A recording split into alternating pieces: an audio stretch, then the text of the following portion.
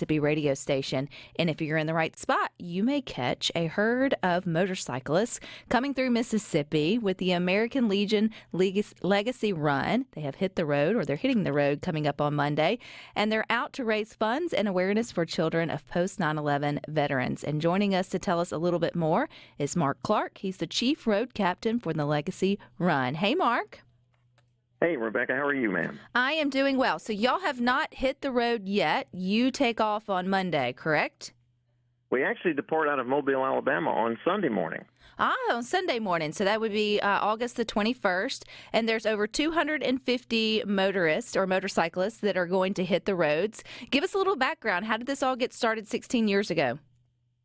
Well, 16 years ago, we came up with an idea that a national ride to bring American Legion riders together from across the country would be something that would help us increase awareness about the Legacy Scholarship Fund, what we do with that money, and help us get the word out so that not only can we help to raise more money, but also that kids become aware that they're eligible for this scholarship. It is a fantastic media opportunity for us to be seen all across the country as we ride together as a group. And you're riding together as a group on motorcycles, should I say. Does anybody follow behind in vehicles, or is it all motorcycles who are riding, motorcyclists? We'll leave out of Mobile, Alabama with about 280 motorcycles, and then we'll have 3 vehicles behind us. We'll have an SUV that carries some of our staff members, and we have 2 chase vehicles with trailers that are wrapped in American Legion logos. They'll be behind us. And their job basically is to carry the cold ice water, serve as an emergency pickup if we have a motorcycle breakdown, that kind of thing, to get that motorcycle to safe haven. So we have our own support team that travels with us. And y'all go through 7 states, over 1,200 miles, in only a few days. So what's the daily travel look like?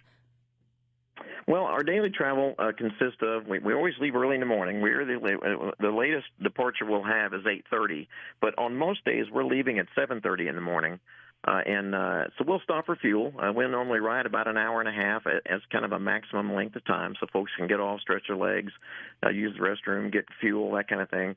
We'll have a lunch stop every day.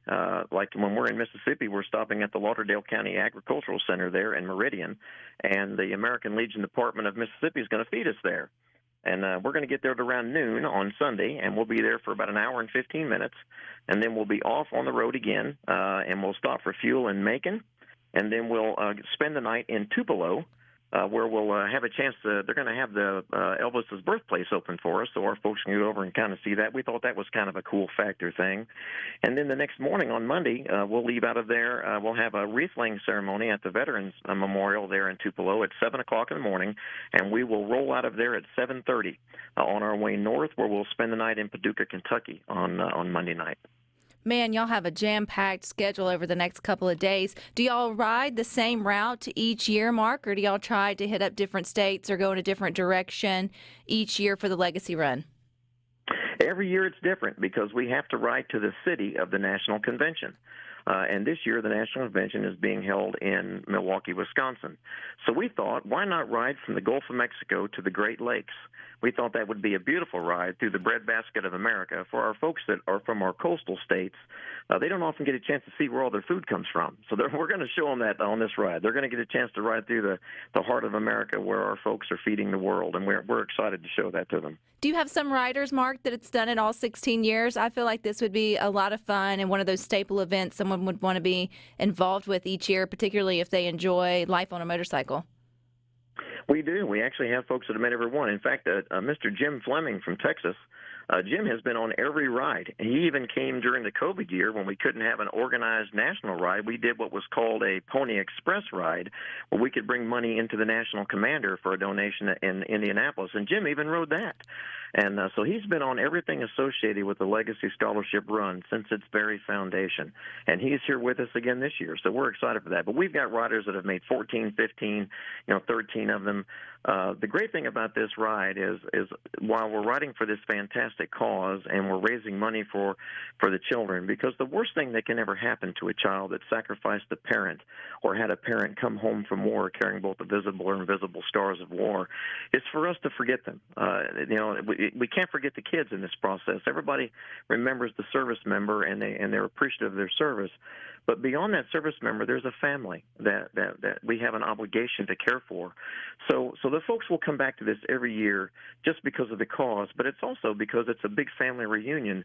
I mean, we truly love one another. I mean, we're part of this big, magnificent organization that strengthens our communities all across the country, and we come together as much for the fraternity of it as we do for the cause we ride for. But there's a real passion for this. So folks come back year after year after year. And I know folks are looking forward to seeing you, I guess, swarming the interstates. And then when you make your stops to refuel or to eat, I imagine that's a sight in and of itself. I mean, kids and families wondering, what's going on? Why are there so many motorcycles? Again, it's an opportunity to have those conversations and raise awareness. And it all goes back to this, the American Legion Legacy Scholarship Fund. So share a little bit about that with us, Mark, if there's anyone listening who may be interested in the fund.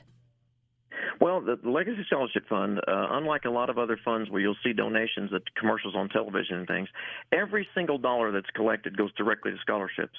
So there's no administrative fee or anything like that. It all goes directly to the scholarships. Since its foundation, we've awarded $4.7 million in scholarships. We anticipate awarding well over $1 million worth in scholarships this year because right now those kids are just now becoming of age. If we had a service member lost in the early stages of the war in 2001 to 2006 or 7, their infant children are just now becoming college age. So from here forward, the demand on this fund is just going to increase. It's not going to decrease. So we've got to continue to raise awareness and raise money for this.